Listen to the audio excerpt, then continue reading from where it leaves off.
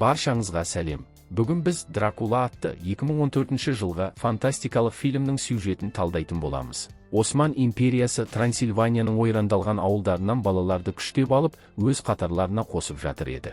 Солардың ішінде Валахия ханның ұлы Влад Цепеште болды. Ол түріктердің туы астында соғысқан ең қуатты әрі мықты жауынгерлердің біріне айналды. Біраз уақыт өткен соң, істеген барлық зұлымдығын сезінген Влад, өз жерін бейбітшілік пен берекеде басқару үшін үйіне қайтады. Ол халқы сыйлайтын, сүйікті князьге айналады. Оның жанында жұбайы мен ұлы бар. Бір күні Тау өзенінен Владтың адамдары түрік барлаушысының дулығасын тауып алады. Влад олардың шабуыл жасауға ниетті екеніне сенімді болады. Ол бірнеше сарбазымен бірге өзен бойымен жоғары өрлеп, сынған тіс тауына жетеді. Кенет жақын маңдағы үңгірден жарғанаттар үйірі шығады. Ханзада екі көмекшісімен бірге үңгірді тексеруге кіреді. Ішінде үгітілген сүйектер мен ескі сауыт сайманды көреді. Кенет қандайда бір мақұлық сарбаздардың бірін қараңғылыққа сүйреп әкетеді. Содан соң екіншісіне шабуыл жасайды. Влад қылышымен қорғануға тырысады. Бағына орай, Ханзада күн сәулесі түсетін жерге шығып үлгереді. Жаратылыс күн сәулесінен қашады, ал оның қаны күннің астында буланып кетеді.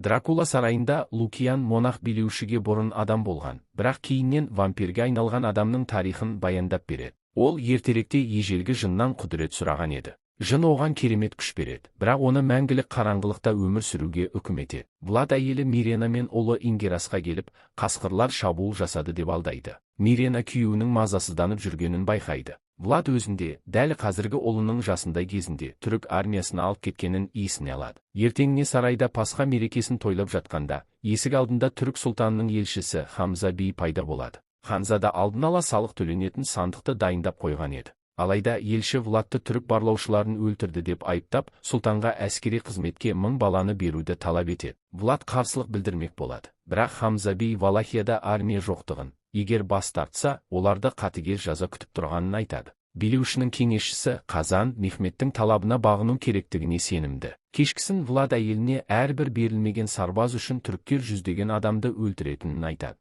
Сонда Мирена сұлтанмен сөйлесуге кеңес береді, өйткені олар бірнеше жыл иық тіресе соғысқан болатын. Келесі күні Ханзада Мехметке барып, жас өспірімдердің орнына өзін алуға көндірмекші болады. Алайда сұлтан бас тартып қана қоймай, 1000 баламен қоса, Влад өз ұлында беруі керек деп талап етеді. Түріктер баласын алып кетуге келгенде, Мирена жылап, күйеуінен ұлын ажалға қимауды жалбарына сұрайды. Ал Ингерос өзінің кесірінен жүздеген адамның өлетінін түсініп, ерікті түрде янычарлар қатарына қосылуға келіседі. Алайда әкесі баласына анасына қарай қашуды бұйырады да, Хамза бидің қылышын алып жайратып салады. Бірнеше түрік Ханзадаға тап береді, бірақ ол олардың бәрін оңай жеңіп көзін жояды. Влад Қазанға отбасын қауіпсіз жерге апаруды бұйырады, ал өзі сынған тіс тауына асығады. Ханзада үңгірге қайта оралғанда, қобыжы оған шабуылдамай, адамша сөйлей бастайды. Ханзада маңайындағы бас сүйектерді көріп үрейленеді. Вампир Ханзаданың дәл алдына шығып, оған өзін мазалайтын күміс сақинаны шешіп тастауды бұйырады.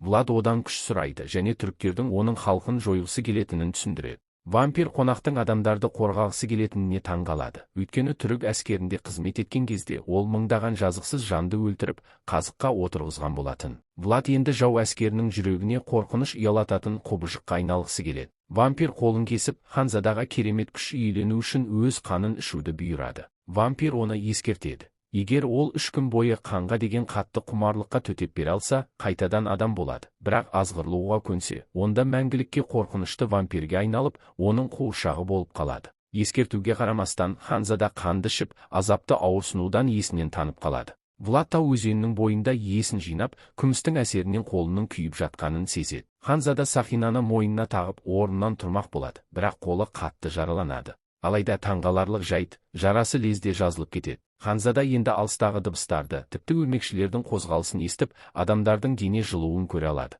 Жарылыс дауыстарын естіген ол, жылдамдық қосу үшін жарқанаттар үйіріне айналып, қамалға қарай асығады. Қамалға жеткен соң, Влад өз халқына жауды тоқтататынына сендіріп, жалғыз өзі тұтас әскерге қарсы шығады. Ол найзағайдай жылдамдықпен янычарлардың қатарын жарып өтіп, артына тек өлі денелерді қалдырады. Көп ұзамай Ханзада жалғыз өзі қалады. Владтың қол астындағылар пайда болғанда, ол олардан мұнда не болғанын сұрамауды өтінеді, және мұның бәрі олардың қауіпсіздігі үшін жасалғанын айтады. Алайда билеуші сұлтанның көп ұзамай үлкен әскер аттандыратынын түсініп, өз халқына таудағы монастырьға қарай жылжуды бұйырады. Жол жөнекей олар лагерь құрады. Влад, ет қуырып жатқанын көргенде, оны қанға деген құмарлық билей бастайды. Билеуші өз шатырына барады, онда оны Мирена күтіп тұреді, бірақ ер адамды қайтадан қанға деген құштарлық билеп, әйелінен алшақтайды. Орман ішінде Владты Дим тауып алады. Билеушінің керемет күшке ие болғанын сезген Дим өз қолын кесіп, ханзададан өзінде қамқорлығына алып, қызметшісі етуін сұрайды. Держись от меня подальше. Мехмет қамалға жеткенде, Дракула қасыққа отырғызылған янычарларды көріп ашуға мінеді. Мирена оянғанда бұрышта бүктеліп отырған күйеуін көреді. Кеудесіндегі сақина оның терісін күйдіреді. Владтың барлық ескі жауынгерлік жарақаттары таңғаларлық түрде жоғалып кеткен еді. Жұбайы оған тау монстрына айналғанын мойындап, күн сәулесінің терісін күйдіруіне жол береді. Ол мұны оларды құтқару үшін істегенін айтады. Егер ханзада тағы 2 күн шыдаса, қайтадан бұрынғы қалпына келеді. Влад әйеліне өз халқын монастырға апаруды бұйырады, ал өзі сұлтанмен есеп айырыспақ болады. Алайда трансильваниялықтар тұзаққа түсіп қалады. Димитру Миренаны баласымен бірге құтқармақ болады, бірақ оған янычар шабуыл жасайды. Кенеттен жарқанаттар үйірі пайда болып, олардың арасынан үлкен азу тістері бар ханзада шыға келеді. Димитр өз көзіне өзі сенбей, еш нәрсе айта алмай мерт болады. Влад алған жарақаттарынан әрең есін жиып, қанға деген құмарлықты жеңуге тырысады. Ақыры олар монастырға жетеді. Халықтың көбі дұға ете бастайды, бірақ ханзада дұғаның көмектеспейтінін айтып, айқасқа дайындалуды бұйырады. Мехмет жауының вампирге айналғанын біліп, оны жеңудің жолын іздейді. Лукиан билеушінің күн сәулесінен тығылып жатқанын байқап, оның нағыз зұлымдыққа айналғанын түсінеді. Монах күміс қылышты шығарып, Владқа өз еркімен өмірден өтуді ұсынады. Влад бас тартқанда, Лукиан шатырдың матасын жыртып тастайды да, күн сәулесі Владты күйдіре бастайды.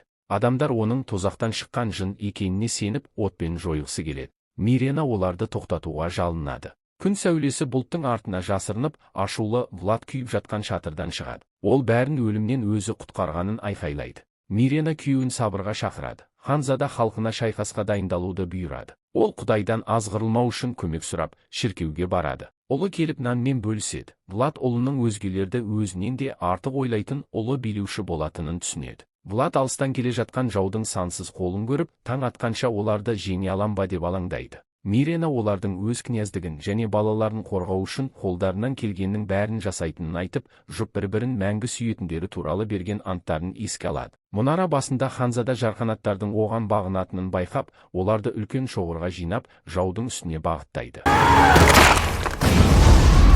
Влад ұрыс даласына келеді, сұлтанды өлтіргісі келеді. Бірақ Мехмет оны айламен алдап, сауытты өз солдатына кигізіп қойған болатын. Осы уақытта түріктердің шағын тобы монастырға кіреді. 3 янычар Мирена мен ұлын биік мұнараға қарай тықсырады. Олар ұлын тартып алып, әйелді төмен итеріп жібереді. Ханзада оның айқайын естіп көмекке ұмтылады. Өкінішке қарай үлгермей қалады да, жарын құшықтап жылап отырады. Күнде шығуға жақындап, Владтың күші таусылуға таяйды. Сонда жұбайы ұлдарын құтқару үшін өз қанын ішуін өтінеді. Ханзада оның мойнынан тістеп, вампирге айналады. Осылайша үңгірде оны өз қанымен сусындатқан қобыжықты азат етеді.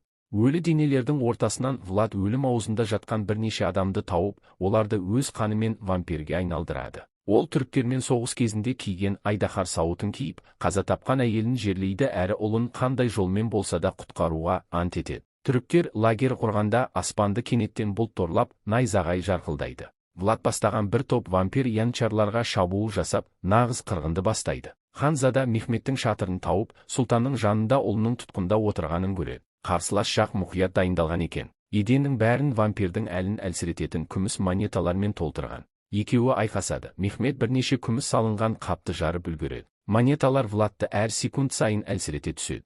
Сұлтан ханзаданы жерге лақтырып, жүрегіне ағаш қазық қадамақ болады. Алайда Влад жарқанат үйіріне айналып, түріктің өз қазығымен оны өлтіреді. Меня зовут Дракула.